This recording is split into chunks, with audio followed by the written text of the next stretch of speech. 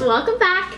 Okay, so today we will be attempting to make, I should say, some seared tuna. I'm pretty pumped. This is the first time that I'll be trying to make this on my own, but it looks pretty simple. I just have to try to not overcook it, if I'm correct. And so excited to actually be able to eat a fish other than redfish, which is what I've been eating like a ton of right now. Trying not to leave the house, so trying to fish as much as I can and eat fresh fish when I can. So this will be a really nice change of pace. This tuna's from when I went offshore in Venice. Caught some really beautiful yellowfin tuna, and I got to actually bring some steaks back. Like, they were the size of my head before I cut them up. So that is the plan for today. I have actually started streaming on Twitch. So if you do want to check some more of my cooking out, I do a live stream cooking something or other every day on that, which is why I haven't really been on YouTube that much, but trying to find a balance. So this video should be up tonight and hopefully it's good. First thing you want to do is marinate your pieces of tuna. You're going to need some sesame seed oil, some sesame seeds, some soy sauce, and some rice vinegar. So in a bowl, I like to mix the sesame seed oil, the soy sauce, and a little bit of the rice vinegar, and then just pour it on top of your steaks. I've had them marinating only about 20 minutes, but I hear it's best, obviously, the longer you can. Then you want to take your sesame seeds. I only found the white ones, but last time that somebody else did this in front of me, they used the black and the white, and they kind of mixed them, and that was like really, really awesome. So if you can find both, cool. If not, you can use black or white. And basically what we're gonna do is we're just gonna pour them on top of this plate so we can roll our steaks on them, just like that. While we're doing this, make sure that you start getting your pan nice and hot with some vegetable oil or butter, whatever you like to use to kind of pan fry stuff. And what we're going to do is we're going to, and I apologize, I'm not using my GoPro, I'm using my camera because I feel like it has better quality. But like my head, like I accidentally cut my head off sometimes when I'm not looking. So first thing we're going to do is we're going to take steaks one by one, and we're going to coat all of them on all sides with the sesame seeds. Just like that. Make sure you get all sides. And if you want to, use your hands to kind of make sure that they press on there nicely. And don't forget the sides.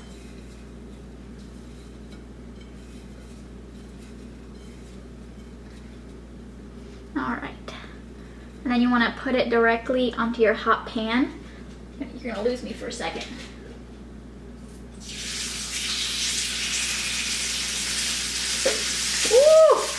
Alright, I want to do, I think I can fit one of these smaller ones on there too. So we're going to do this one really quick.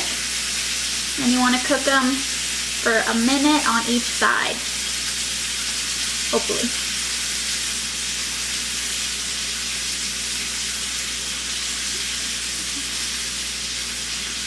Just like that.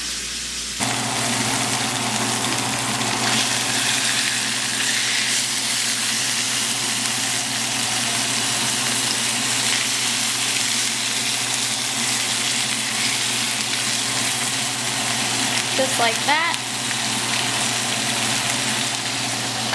So basically the concept that we're trying to achieve is we're just going to sear all sides of it, and then on the inside it should still be raw. Alright, hopefully these are done. So we're literally going to do that with all of our fillets. I'm going to let those two start cooling. And then I'm going to teach you guys how to make a really delicious actual like dipping sauce. That's going to be like a soy sauce kind of base, and then also like an avocado sauce to put on top of them. We're about to get fancy.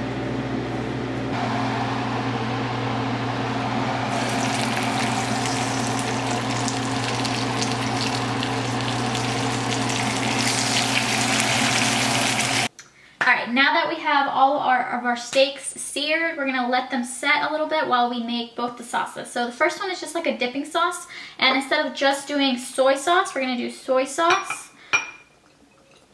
Nice amount there. And then we're gonna do a splash of rice vinegar.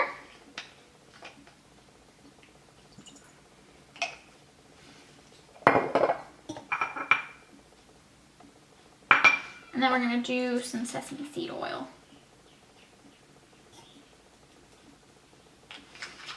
All right, and literally that's it. If you wanna put some sesame seeds in there to be fancy, you can.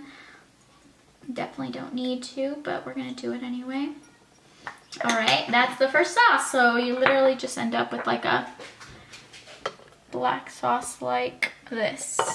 Next one's gonna be the fun one. It's gonna be like a little bit of a sauce that you can also use to dip, or you can put on top, like an avocado sauce. So you want 1 ripe avocado, depending on how many people you're feeding. I'm just doing it for myself, so I'm just gonna do 1.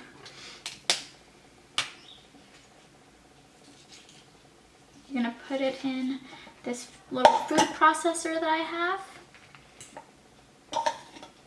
And you're gonna add some lemon juice, preferably fresh lemon juice. Considering the fact that I'm trying not to leave the house and avoiding going to the grocery store at all cost, I just decided to buy this. It obviously lasts me a lot longer than fresh ones. Just concentrate.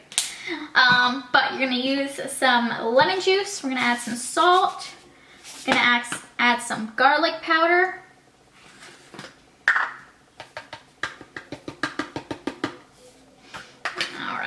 And it's the lemon juice that's gonna make it like really creamy. So make sure you add enough of that in there, and then we're just gonna mix it up.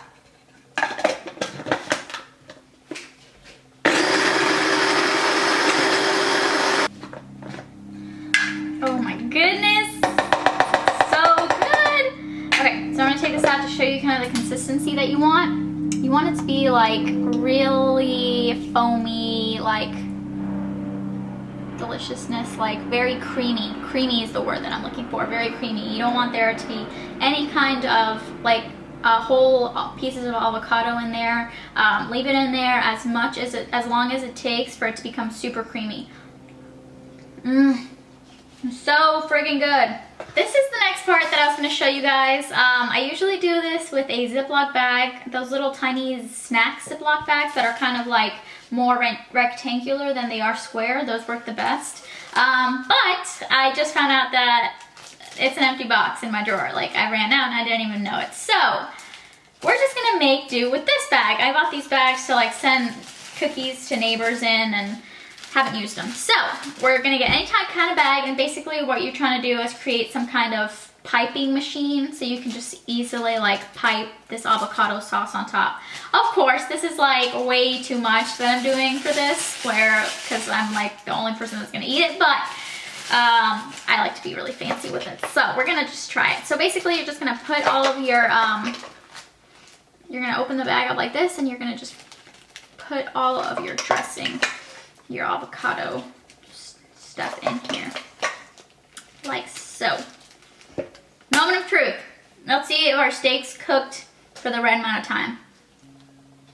I think we did it, y'all.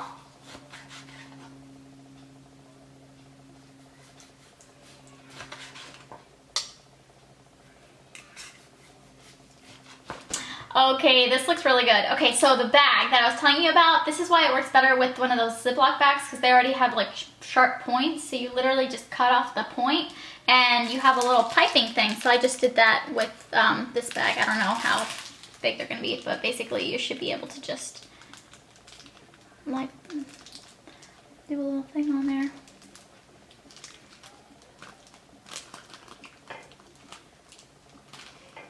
I kind of look like a little piece of wasabi. That looks pretty cool. Final product. So good. All right, let's try it. Breaking out the chopsticks. All right, I'm gonna try a little piece. I'm like really scared. I don't know why. It like, I know it's supposed to be seared, but like still, it's like, it looks almost a little too raw. Okay, I'm just gonna go for it. I'm gonna grab an end from like out here. Okay. So in the sauce, and then dab it on some of this avocado.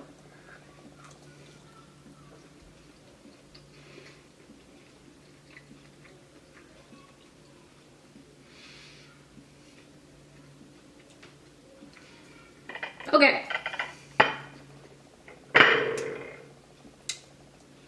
Yeah, that was a lot fishier bite than I expected. Maybe it's because like I froze it and then thawed it out and tried to do a seared. Oh gosh, that was okay. So I don't know what to tell y'all. I mean, I think I did everything right. The sauce is great. Maybe it just really has to just be fresh for you to be able to do it seared. So I don't know, maybe I can just cook it longer and see if it tastes better. I'm gonna try that. Oh, this is a disaster.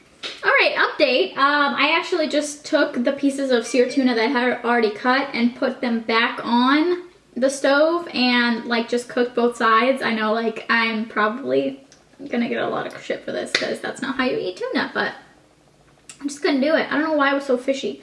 Because I have had it like super fresh, like off the boat, and yeah, was not that. But hey, I made it work. I'm not wasting. I just put them back on, and with a good amount of this sauce, they taste amazing. But this is a really like failed tutorial, but it tastes great when it's cooked.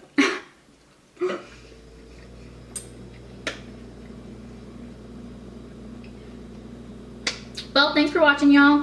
Hope you can at least use the ingredients that I gave you for the sauce and the marinade to make this at home, and hopefully yours will turn out a little better than mine.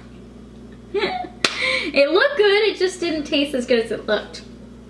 But thank you guys for watching, and I'll see you guys next time.